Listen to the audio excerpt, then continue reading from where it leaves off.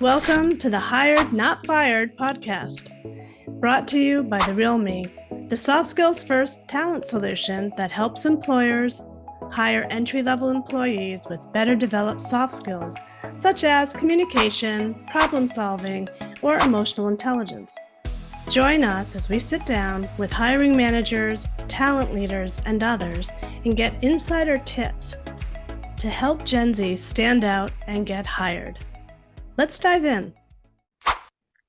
Hello, and welcome to part 2 of our interview with Emily Neuberger of Lockton. And last episode, we learned so much about commercial insurance, what it's like to work there and what it's like at Lockton. And now we're going to dig in a little bit into their internship program because we learned that it's a major pipeline for how they fill their entry-level positions. So Emily, welcome back. Thank you.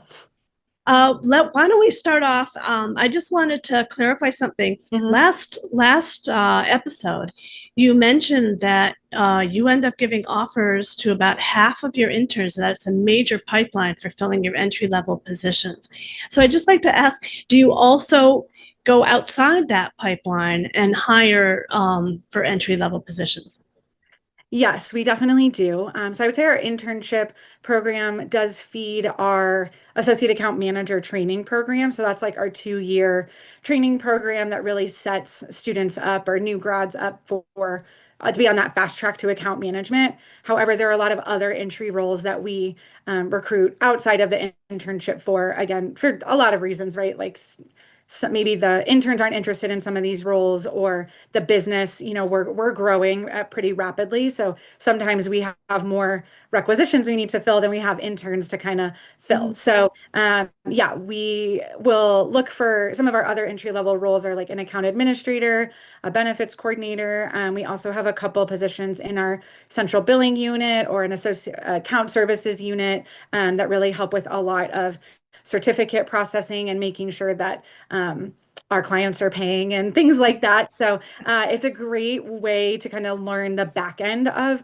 what we do to then set you up to then move into like a client facing role. But yeah, in the fall, I am out at career fairs looking for student or new grads to kind of fill a lot of these roles, and also for our next class of interns as well. Well, great, because I want to dig into that now. Okay, So great. when you're going to these career fairs, looking for your next crop of interns, what are you looking for? Because we have a lot of students who are listening to this podcast and they're hoping to get an internship.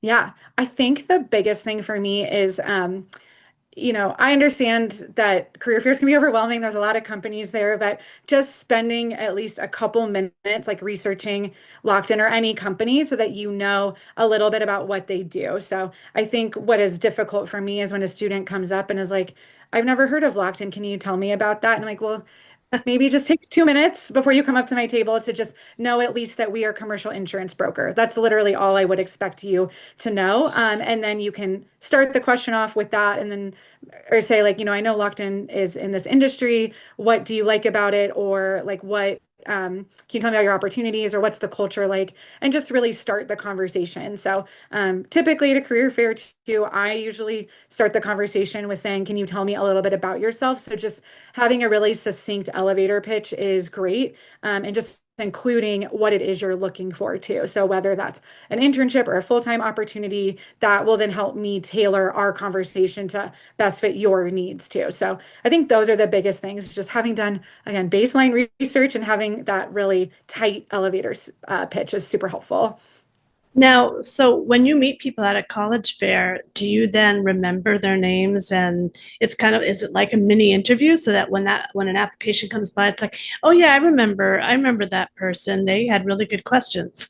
Yes. Yeah. Typically, usually it's me and maybe a couple other associates who are at a career fair with me. So we do try to take notes, like usually, we're still very much a paper company sometimes when it comes to career fairs, but trying to take a resume and maybe writing down a few notes, or if there was something memorable about the conversation. I also love when students follow up with me and say, like, this was great to learn about XYZ, something specific. And then it does kind of jog my memory as well. But yeah, I mean, it can get overwhelming, but this is my my job. So I really take it seriously to try to remember everyone as much as I can.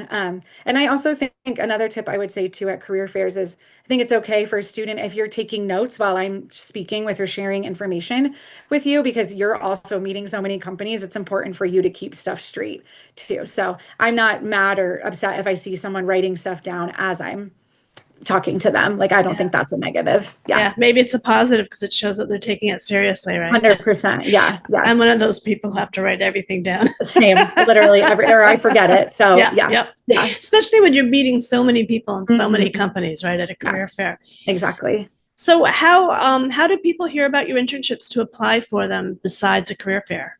Yeah, so we also try to engage with student groups on campus as well.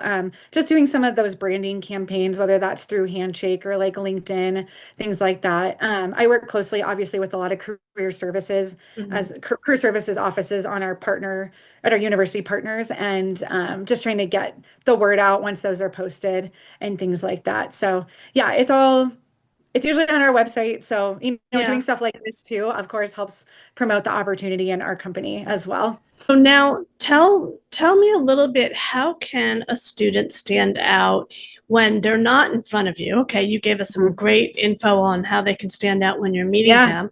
But what about when they're just sending this random resume through some sort of ATS or Mhm. through your website?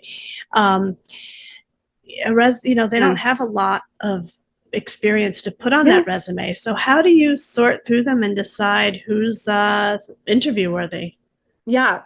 Well, our internship, I mean, we have pretty not strict parameters, but definitely things we're looking for. So they're open to current college juniors typically. So usually we're looking for students to complete their internship when they're 1 to 2 semesters away from graduating, whether that typically that's undergrad, I would say. And then I know a lot of companies are doing away with the GPA requirement, but just due to the high volume of applications we do have a minimum of a 3.3 GPA. So kind of based on that, I'm able to sort of move through the Mhm. applications. But I know that recruiters, we typically have like 7 to 8 seconds to look at a resume. So if I'm not getting those two basic things in those first 5 seconds I'm looking at a resume, then unfortunately I do have to move on. So, but if a student makes it past that parameter, then I'm really just looking to see like, are you involved on campus, or have you had any type of experience? And that could be working on campus, working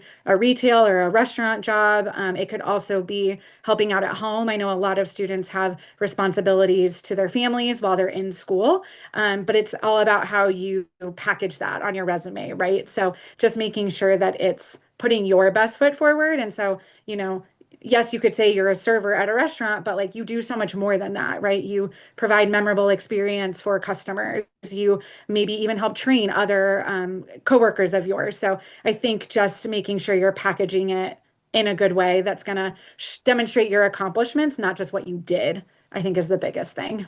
That's great. Thank you. Yeah, of Now, course. what about when they're in the internship? In the previous episode, you mentioned that um, it's like a 6 week or an 8 week Eight interview. weeks. Yep. An Mhm. 8 week Yeah, it interview. is. Yes. So tell us a little bit about that. What makes an intern shine in their internship and make them think, okay, this is someone we want to pursue hiring, making an offer to?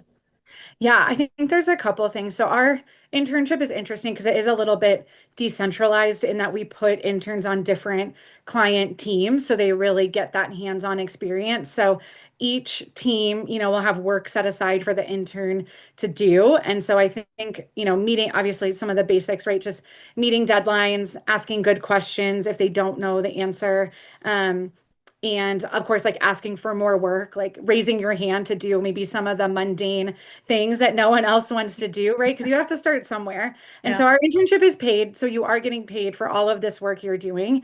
And I think also just showing up on time, being a good communicator, like those things go really far. And we do a ton of professional development with our interns as well. So just showing up, being eager, asking questions, like being an active participant in the internship is great.